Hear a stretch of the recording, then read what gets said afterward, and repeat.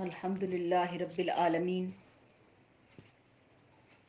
والعاقبۃ للمتقین والصلاة والسلام علی سید الانبیاء والمرسلین والحمد للہ رب العالمین۔ قال اللہ تبارک و تعالی فی القرآن المجید والفرقان الحمید والفجر ولیال عشر والشفع والوتر واللیل اذا یسر هل فی ذلک قسم لذی حجر۔ صدق اللہ و مولانا العظیم۔ معزز سامعات، آج کا جو ہمارا ذکر کا گوشہ، اس کا عنوان عشرہ ذی الحجہ کی فضیلت۔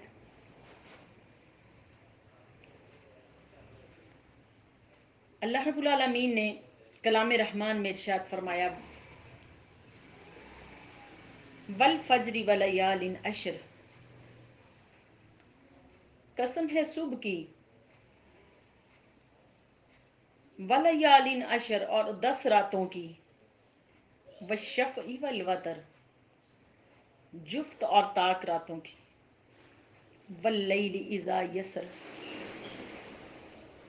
اور اس رات کی جو گزر جاتی ہے، حل فی ذالک قسم لذی حجر، اور یہ قسمیں ان لوگوں کے لیے ہیں جو ذی فہم ہو، فہم رکھنے والے ہوں۔ اللہ رب العالمین نے اس جو آیت کریمہ کے اندر جو ان عشرہ ذی الحجہ کی فضیلت کو واضح کرتے ہوئے ارشاد فرمایا کہ والفجر، فجر کی تفسیر کرتے ہوئے حضرت ابن عباس رضی اللہ تعالیٰ عنہ فرماتے ہیں کہ فجر سے مراد جو صبح کی نماز ہے، اور ولیال عشر سے مراد ذی الحجہ کی 10 راتیں، یعنی عشرہ ذی الحجہ کی 10 راتیں، اس سے یہ مراد ہیں۔ اور آگے آپ فرماتے کہ والشفع والوتر، والشفع والوتر سے مراد، جس کا لغوی معنی، والشفع کا لغوی معنی کہ مخلوق ہے اللہ پاک کی، کہ مخلوق کو اللہ پاک نے جو انسان بنائے اور اس کے جوڑے جوڑے بنائے، اس سے مراد مخلوق ہے۔ اور والوتر سے مراد طاق، حضرت ابن عباس فرماتے ہیں کہ اس سے مراد اللہ رب العالمین ہے۔ واللیل اذا یسر، قسم ہے اس رات کی جو گزر جاتی ہے۔ اللہ پاک نے جو راتیں گزر رہی ہیں ان کی قسم کھائی، اور خصوصی طور پر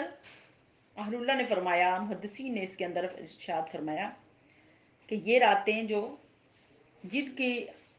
فضیلت کا ذکر ان کے اندر موجود ہے، فضیلت کا ذکر موجود ہے اس کے اندر، جیسے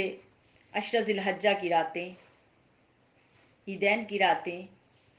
اور رمضان المبارک کی طاق راتیں، جن کو خصوصیت کے حاملہ جو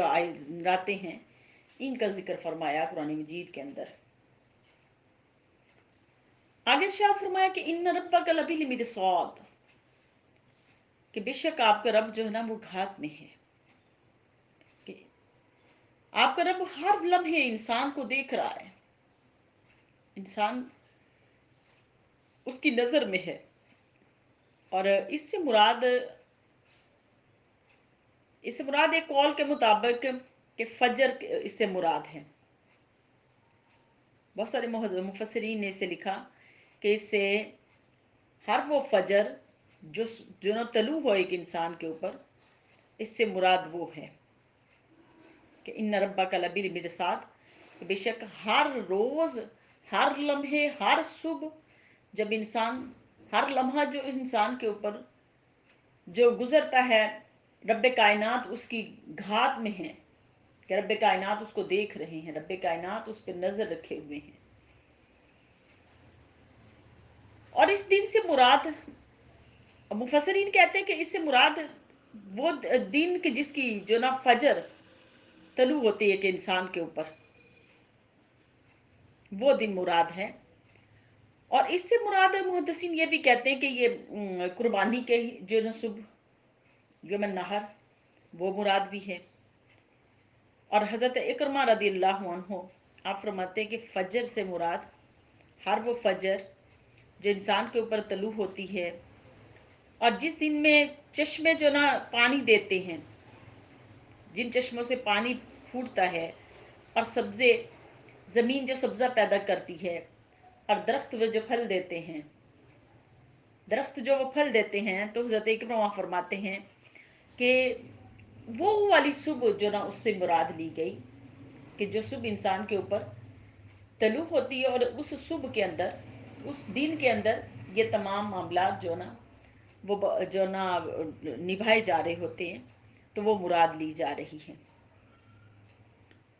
اور حضرت اکرمہ کا ایک قول یہ بھی ہے کہ اس سے مراد رسول کریم صلی اللہ علیہ وسلم کی انگشت مبارکہ ہے کہ جس سے پانی جو نا نکلتا تھا، یعنی کہ آپ کا معجزہ، اس سے مراد یہ بھی ہے۔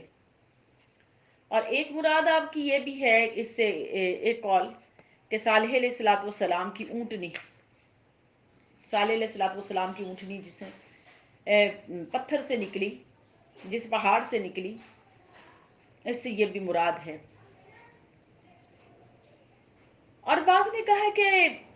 اس سے مراد ہے کہ اللہ تعالیٰ نے گناہ گار کی آنکھوں سے جو پانی نکلتا ہے آنسوؤں کا، اس سے مراد وہ بھی ہے کہ جس رات میں یا صبح میں وہ اللہ کی بارگاہ میں خشیت الہی سے روتا ہے انسان، مومن روتا ہے، تو اس سے مراد یہ بھی لی جا رہی ہے۔ آگے ارشاد فرمایا ومن کان میتن فاحییناہ، اللہ پاک نے قرآن مجید میں ارشاد فرمایا کہ دیکھو کہ وہ مردہ دل کو ہم نے ایمان اور معرفت کے پانی سے زندہ کر دیا۔ ایمان اور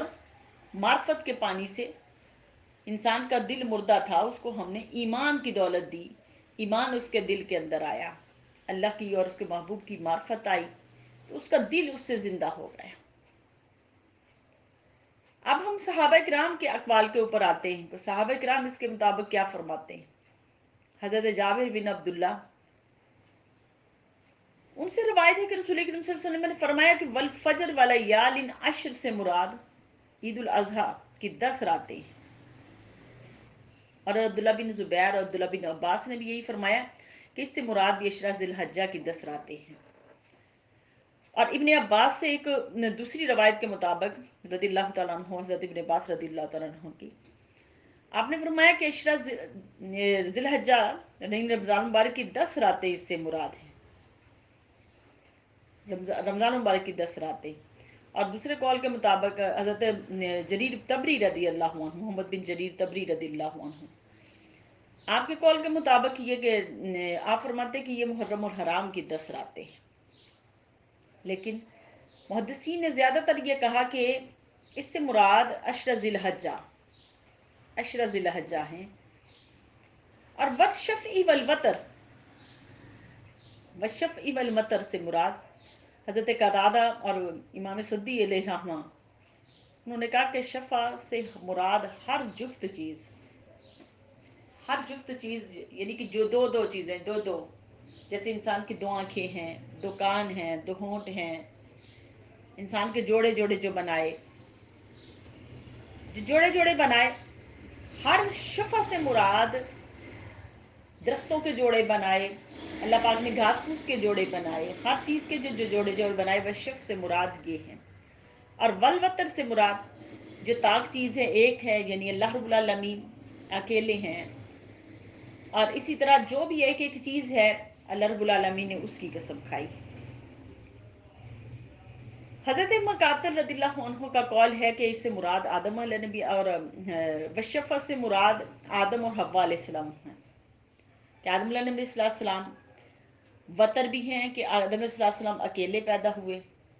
اللہ پاک نے ان کو اکیلا بنایا، تخلیق کیا اللہ پاک نے ان کو اکیلے کو، اور پھر ان سے پھر حضرت حوا، ان کی بائیں پسلی سے حضرت حوا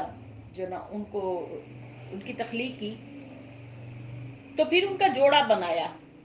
تو خود آدم جو وتر تھے، اور پھر جب ان کا جوڑا بنا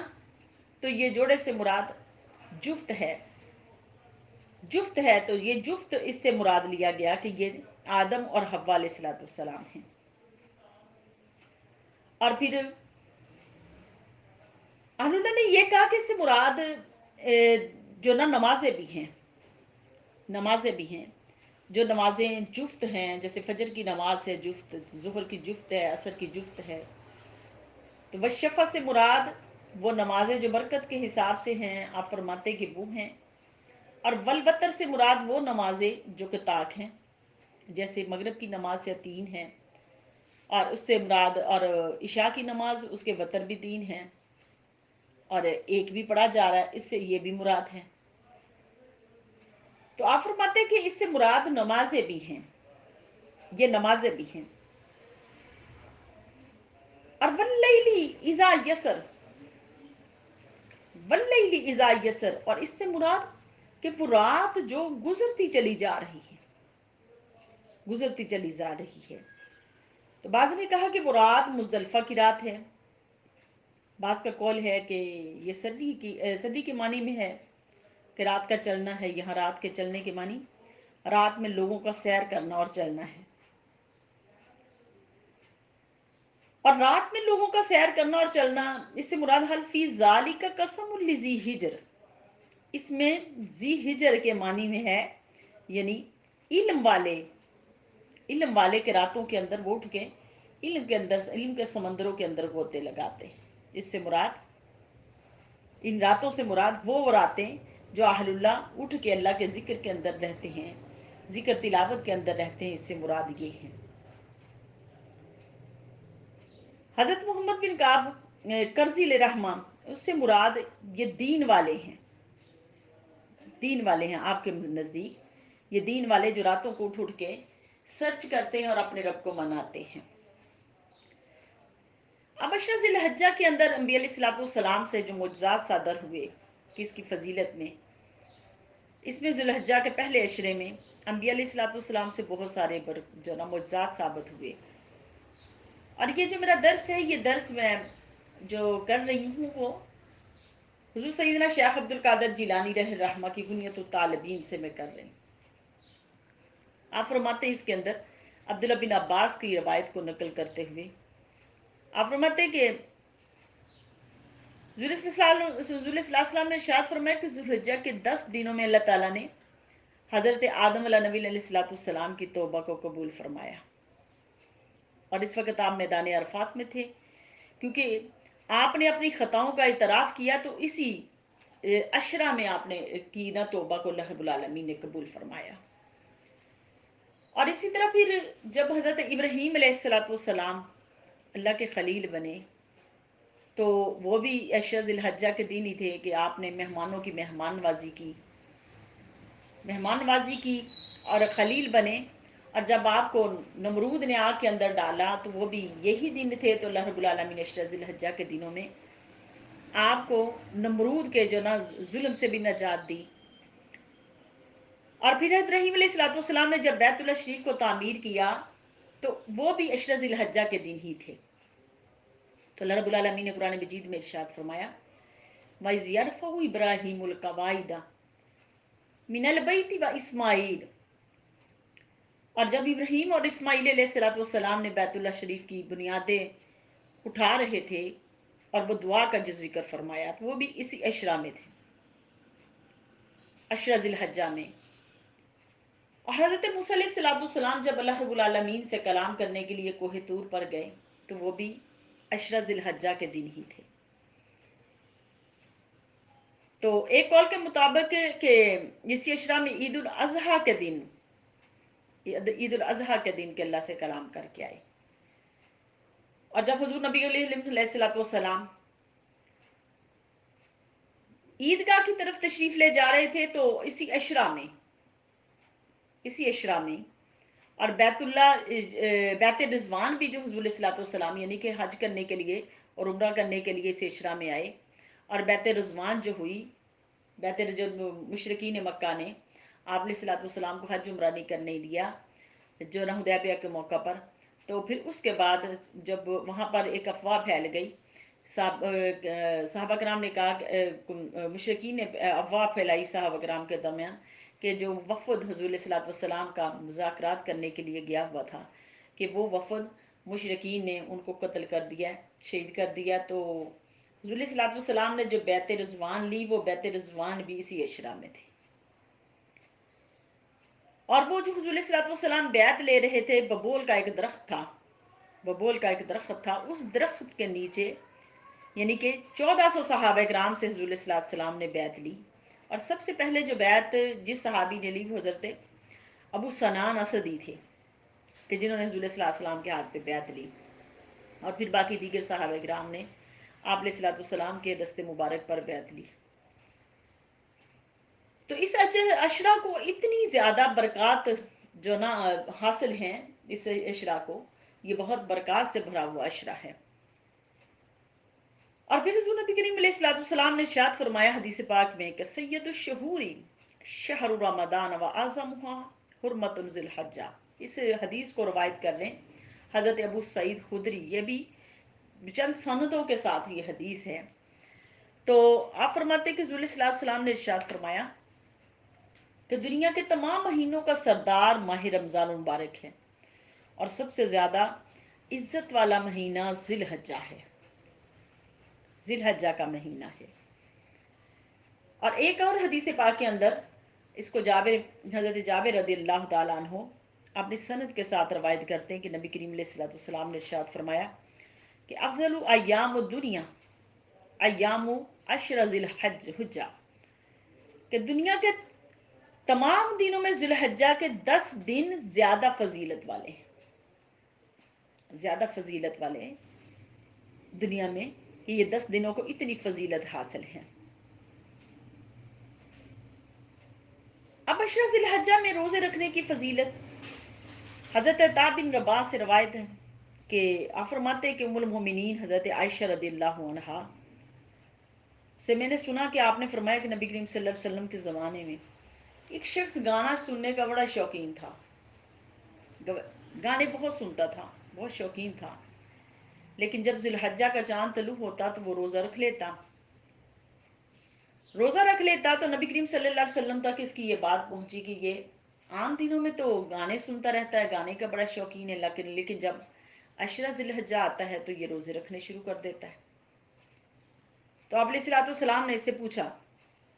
کہ یہ بات تم کیوں کرتے ہو ان دنوں میں، حج کے دنوں میں تم روزے کیوں رکھتے ہو، کیوں رکھتے ہو روزے؟ تو اس نے کہا کہ ان دنوں میں روزے اس لیے رکھتا ہوں تاکہ میں دعاؤں میں شریک ہو جاؤں، دعاؤں میں شریک ہو جاؤں۔ تو نبی کریم صلی اللہ علیہ وسلم نے اسے فرمایا کہ تو جو اس دن میں روزے رکھتا ہے نا، تو اس کے ہر روزے کے بدلے میں 100 غلام آزاد کرنے، اور 100 اونٹ قربانی کرنے، اور 100 گھوڑے جہاد کا دینے کا اجر تمہیں مل رہا ہے۔ یعنی کہ بندہ جو ایک روزہ رکھتا ہے، اس ایک روزے میں میرے رسول اللہ صلی اللہ علیہ وسلم نے ارشاد فرمایا کہ 100 اونٹ قربانی کرنے، اور 100 گھوڑے جہاد کے لیے بھیجنے، اور 100 غلام آزاد کرنے کا اجر اس دن میں روزہ رکھنے کا ہے۔ اور پھر فرمایا رسول اللہ صلی اللہ علیہ وسلم نے کہ جو عرفہ کے دن روزہ رکھے گا، عرفہ کے دن، تو اس کے بدلے میں اللہ رب العالمین 2000 غلام آزاد کرنے اور 2000 اونٹ قربانی کرنے کے لیے بھیجنے، اور 2000 گھوڑے جہاد کے لیے بھیجنے کا اجر عطا فرماتے ہیں۔ یعنی کہ اتنا زیادہ اس میں اجر ہے ان میں روزے رکھنے کا، روزے رکھنے کا۔ ایک اور حدیث پاک میں علیہ السلام نے ارشاد فرمایا، عبداللہ بن عباس سے روایت کرتے ہیں، نبی کریم صلی اللہ علیہ وسلم نے فرمایا کہ ان 10 دنوں میں اعمال جس قدر پسندیدہ ہیں دوسرے دنوں میں نہیں۔ صحابہ کرام نے عرض کیا رسول اللہ صلی اللہ علیہ وسلم، اللہ تعالیٰ کے راستے میں جہاد بھی نہیں؟ آپ نے فرمایا ہاں، جہاد بھی نہیں، البتہ وہ شخص جو اپنا مال اور جان جہاد کے لیے لے کے نکلا، یعنی کہ اپنے مال کو اللہ کی راہ میں لگایا، اپنی جان کو اللہ کے لیے لگایا، یعنی قربانی پیش کی اپنے مال سے، حج کے لیے اپنے مال کو لگایا، غربا پہ اپنے مال کو لگایا، عزیز و قربا پہ اپنے مال کو لگایا، تو آقا علیہ السلام نے ارشاد فرمایا کہ یہ اس کا جہاد ہے، یہ اس کا جہاد ہے ان دنوں میں۔ اور ایک اور حدیث پاک میں حضرت حفصہ رضی اللہ تعالیٰ عنہ اس حدیث کو روایت کرتی کہ آقا علیہ السلام کو 4 چیزوں کو ان دنوں میں ترک نہیں فرماتے تھے، عام دنوں میں بھی آقا علیہ السلام 4 چیزوں کو۔ ایک، آقا علیہ السلام ذوالحجہ کے پہلے عشرے کے روزے، عاشورے کا روزہ، اور ہر مہینے کے 3 روزے، اور صبح سے پہلے یعنی کہ فجر کی 2 رکعتیں۔ یہ 4 چیزیں آقا علیہ السلام کبھی بھی ترک نہیں فرماتے تھے۔ عشرہ ذی الحجہ کے روزے، ایام بیض کے یعنی کہ ہر مہینے کے 3 روزے، اور ہر مہینے کے جو نا 3 روزے وہ بھی آقا علیہ السلام ان کو ترک نہیں فرماتے تھے، اور صبح کی جو نا 2 رکعتیں، یہ کبھی بھی آقا علیہ السلام کے ہر مہینے کا یہ آپ کا معمول تھا۔ اور حضرت ابو ہریرہ رضی اللہ تعالیٰ عنہ سے روایت ہے کہ نبی کریم صلی اللہ علیہ وسلم نے ارشاد فرمایا کہ جن دنوں میں اللہ تعالیٰ کی خاص عبادت کی جاتی ہے، ان میں سے کسی دن کی عبادت اللہ تعالیٰ کو اتنی پسند نہیں جتنی عشرہ ذی الحجہ کی عبادت اللہ کو پسند ہے۔ اللہ کو اتنی پسند ہے اس عشرہ کی، یعنی کہ ایک عشرہ کے روزے سال بھر کے روزوں کے برابر اس بندے کو اجر دیا جاتا ہے۔ حضرت جابر سے روایت ہے کہ نبی کریم صلی اللہ علیہ وسلم فرمایا جو شخص